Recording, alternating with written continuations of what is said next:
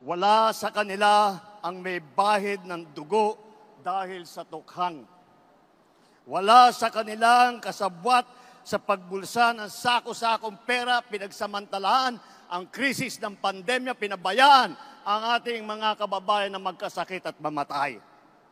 Wala sa kanila ang mga pumapalakpak sa China at natutuwa pa kapag tayo ay binobomba ng tubig. Tinatamaan ang ating mga Coast Guard, hinaharang ang ating mga mangingisda, ninanakaw ang kanilang huli. At bukod pa ron ay inaagaw pa ang mga isla natin para maging bahagi ng kanilang bansa. Wala po sa kanila ang tilang sakristan ng isang bulaang propeta na nasasakdal dahil sa pagyurak sa ating kabataan at sa ating kababaihan. Wala sa kanila ang tagataguyod ng pugad ng krimen, ng sentro ng paglalapastangan ng mga kababaihan na mga pugo. Tayo ngayon ay nasa sangandaan ng ating paglalakbay bilang isang malayang bansa. Bilang isang sambayanang may dangal, may sipag at may talino. Tayo ba ay papayag na babalik sa panahon gusto ng kung kailan gusto ng ating mga liderato maging probinsya tayo ng China?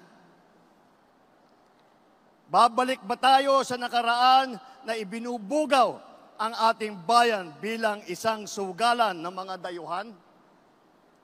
Nais ba natin bumalik sa landas na umaapaw sa dugo ng mga inosenteng mga bata na inagaw sa kanilang mga anak, mga ina, kinuha sa kanilang mga tahanan at inagaw ang kanilang kinabukasan? Walang nagnanais na Pilipino na mabalik tayo sa ganyang klaseng pagpatakbo. Kaya naman, makakatiyak po kayo na kapag ang ating mga kandidato ay naluklok sa Senado at sila ay nagsimula ng kanilang trabaho, asahan po ninyo na sila po ay hindi makikihalo, hindi makikilahok sa ganyang bagay na ating iniwanan na at na ayaw balikan.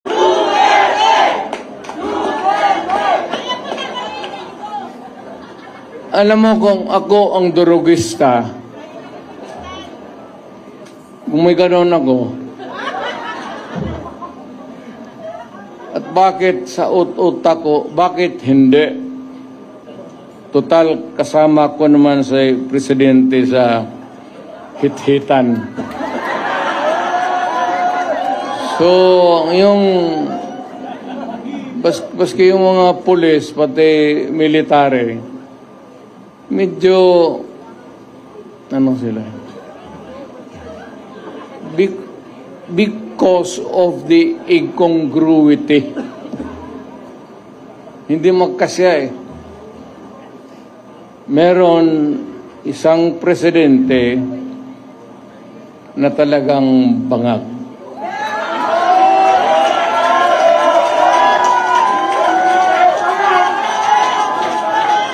Hindi naman buang, pero yung bisyo ng droga, long term yan.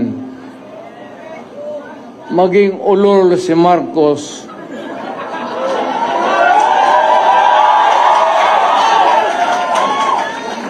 kung maybe constant use of heroin,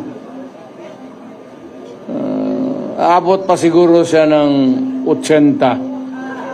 Pero pagdating sa panahon na yan, hindi na siya gumagalaw. Either nakatindig lang yan sa kwarto niya o natutulog.